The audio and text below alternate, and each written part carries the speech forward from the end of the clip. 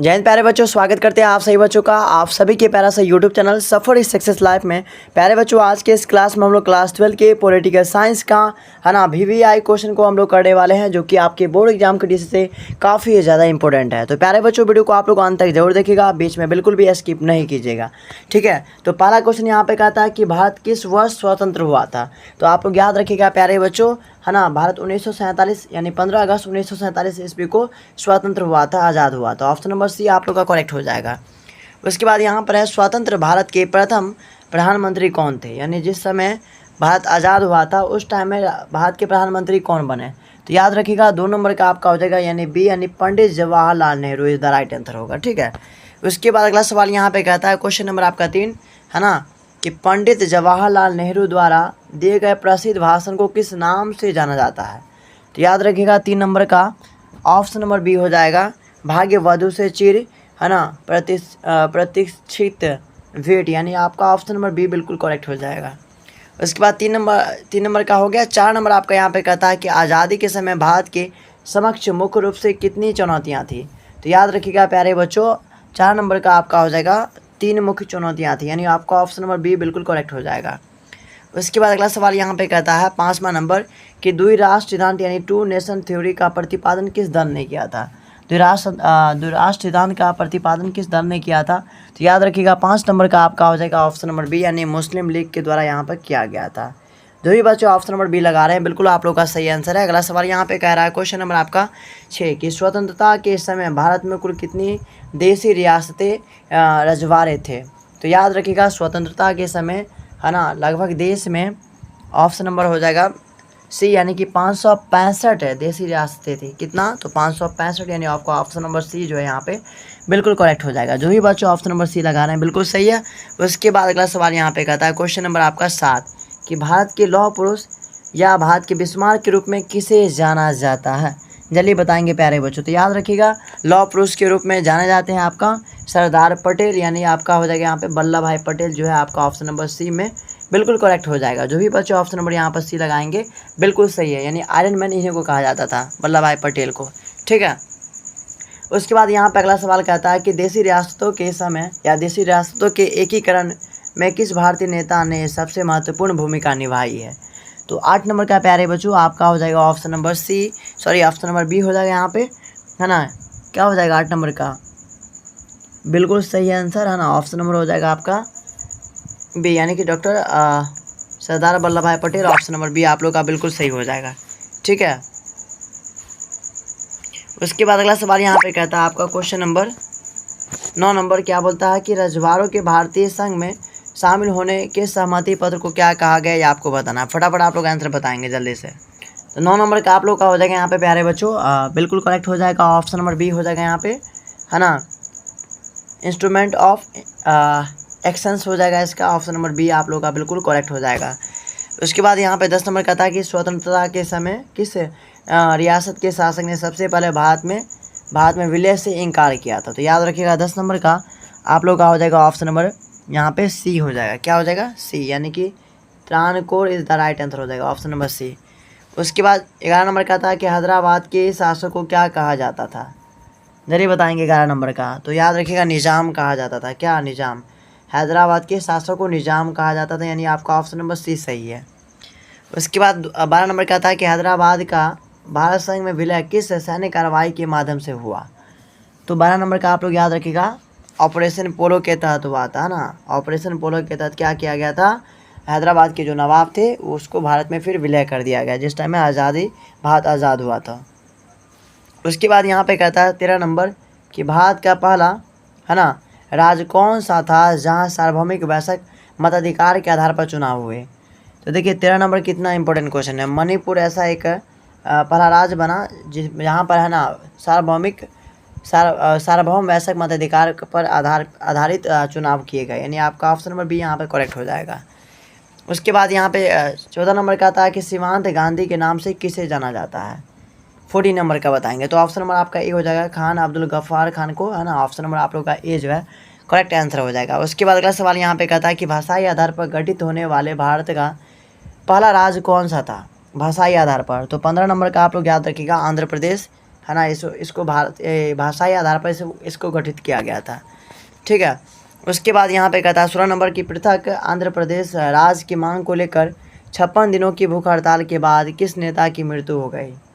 जल्दी बताएंगे। भाषाई आधार पर है ना राज्य बंटवारा हो रहा था, तो उस टाइम में एक नेता भूख हड़ताल पर बैठ गया, तो उस नेता का नाम क्या था? तो याद रखिएगा, उसका नाम था पोटी श्री रामुलु, है ना। ऑप्शन नंबर आपका हो जाएगा बी। उसके बाद 17 नंबर यहाँ पे कहता है राज्य पुनर्गठन आयोग की स्थापना किस वर्ष हुई थी? काफ़ी इंपॉर्टेंट क्वेश्चन है, VVI की श्रेणी में आता है, तो याद रखिएगा 1953 में हुई थी, जो कि आपका ऑप्शन नंबर सी यहाँ पे करेक्ट है। अगला सवाल यहाँ पे आ रहा है क्वेश्चन नंबर आपका 18। क्या बोलता है कि राज्य पुनर्गठन अधिनियम है ना संसद में कब पारित हुआ? तो 18 नंबर का प्यारे बच्चों आप लोग याद रखिएगा, ऑप्शन नंबर हो जाएगा 1956 में, यानी B is the right answer हो जाएगा। उसके बाद अगला सवाल यहाँ पे कहता है 19 नंबर कि 1956 के राज्य पुनर्गठन अधिनियम के तहत भारत में कितने राज्य और केंद्र शासित प्रदेश बनाए गए? तो याद रखिएगा 19 नंबर का आपका हो जाएगा यहाँ पे बिल्कुल correct answer, option number A हो जाएगा। 14 राज्य और 6 केंद्र शासित प्रदेश को बनाया गया, ऑप्शन नंबर आपका ए सही है। उसके बाद यहाँ पर दूराज सिद्धांत का विरोध निम्नलिखित में से किसने किया था? तो 20 नंबर का आप लोग याद रखिएगा, इसका हो जाएगा आपका बी यानी कि Khan Abdul Ghaffar Khan, option number B आप लोग का बिल्कुल करेक्ट हो जाएगा। जो भी बच्चे बी ऑप्शन को लगा रहे हैं बिल्कुल करेक्ट है। उसके बाद 21 नंबर यहाँ पे कहता है बॉम्बे राज्य का विभाजन करके है ना 1960 में किन 2 राज्यों का निर्माण किया गया? जल्दी से आप लोग प्यारे बच्चों बताएंगे। तो 21 नंबर का आप लोग का जो है ना बी हो जाएगा, गुजरात व Maharashtra is the right answer, है ना। गुजरात और महाराष्ट्र जो कि आपका बी ऑप्शन है बिल्कुल करेक्ट हो जाएगा।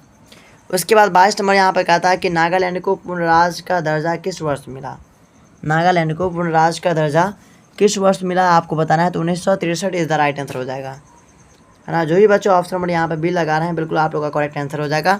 उसके बाद 23 नंबर यहाँ पे बोलता है कि वर्ष 1966 में पंजाब से अलग होकर किस नए राज्य का गठन हुआ? ये आपको बताना है यहाँ पे, है ना। 23 नंबर का जल्दी से आप लोग प्यारे बच्चों बताएंगे। तो 23 नंबर का आपका हो जाएगा यहाँ पे हरियाणा, यानी B is the right answer हो जाएगा। जो भी बच्चे आप लोग यहाँ पे ऑप्शन नंबर बी लगा रहे हैं बिल्कुल करेक्ट आंसर है। उसके बाद यहाँ पे 24 नंबर कहता है कि मेघालय, मणिपुर और त्रिपुरा राज्य किस वर्ष अस्तित्व में आए? ये आपको बताना, तो याद रखिएगा यहाँ पे, है ना।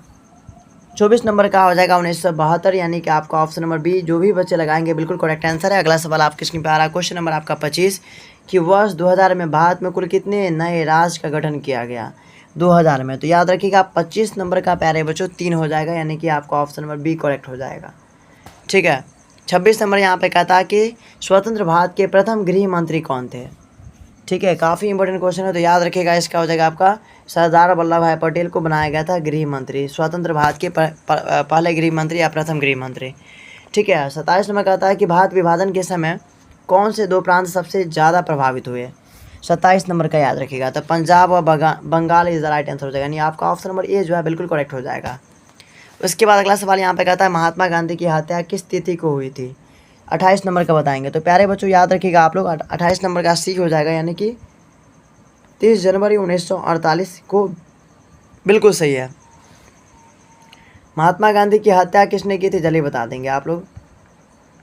महात्मा गांधी जी की हत्या किसने की थी 28 नंबर का बताएंगे।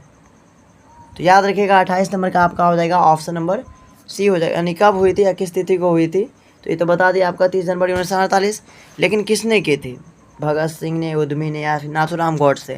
तो याद रखिएगा नाथूराम गोडसे के द्वारा 30 जनवरी 1948 को किया गया था। ठीक, उसके बाद यहाँ पर है कश्मीर के राजा कौन थे जिन्होंने भारत के साथ विलय पत्र पर हस्ताक्षर नहीं किया? तो याद रखिएगा, है ना, इसका हो जाएगा महाराजा हरि सिंह था, वो बेवकूफ़ था, है ना, वही ने विलय पत्र स्वीकार नहीं कर रहा था। ऑप्शन नंबर आपका ए हो जाएगा बिल्कुल। उसके बाद अगला सवाल यहाँ पे कहता है 31 नंबर कि भारत में पहली बार राष्ट्रीय आपातकाल कब लागू किया गया था? यानी कि नेशनल इमरजेंसी कब लागू किया गया था? तो याद रखिएगा आप लोग 31 नंबर का हो जाएगा, है ना, 1962 में सबसे पहले लगाया गया था, सबसे पहले 62 में, उसके बाद फिर 1975 में लगाया गया था इंदिरा गांधी के द्वारा। ठीक है, उसके बाद भारत का मणिपुर राज क्रांति के बाद भारत संघ में कब शामिल हुआ? 32 नंबर का बताएंगे। तो याद रखिएगा 1949 में शामिल हुआ था, यानी आपका ऑप्शन नंबर सी यहाँ पे करेक्ट हो जाएगा। ठीक है, उसके बाद 33 नंबर का था कि भारत की धर्मनिरपेक्षता का अर्थ क्या होता है? तो धर्मनिरपेक्षता का यहाँ पे मतलब पूछा, तो याद रखिएगा राज्य के सभी धर्मों को समान आदर देना, ये सम्मान देना, यही क्या है धर्मनिरपेक्षता का मतलब है, यानी आपका ऑप्शन नंबर बी सही है। उसके बाद यहाँ पे तेलंगाना भारत के 29वें राज्य के रूप में कब अस्तित्व में आया, यानी इसे 29वें राज्य कब बनाया गया। तो 34 नंबर का आप लोग याद रखिएगा, 34 नंबर का हो जाएगा 2 जून 2014 को, ठीक है, यानी आपका ऑप्शन नंबर ए हो जाएगा। उसके बाद लास्ट आपका फाइनल क्वेश्चन है ना, क्या बोलता है यहाँ पे कि राज्यों के पुनर्गठन का मुख्य आधार क्या बनाया गया, मतलब राज्य का गठन जो करेंगे तो किसके आधार पर करेंगे, तो भाषा के आधार पर सबसे पहले हुआ, यानी आपका बी ऑप्शन बिल्कुल करेक्ट है। तो उम्मीद करता हूँ कि प्यारे बच्चों इतने सारे क्वेश्चन आपको बहुत ही अच्छी तरीके से समझ में आ गए होंगे और याद भी हो गए होंगे, ठीक है। तो अगर आपको क्लास अच्छा लगा तो प्लीज़ आप लोग चैनल को सब्सक्राइब कर दीजिएगा, और लाइक नहीं किए तो जल्दी से सभी बच्चे लाइक एंड सब्सक्राइब और शेयर कर दीजिएगा। थैंक यू सो मच, मिलते हैं इस प्रकार की वीडियो के साथ, है ना, धन्यवाद।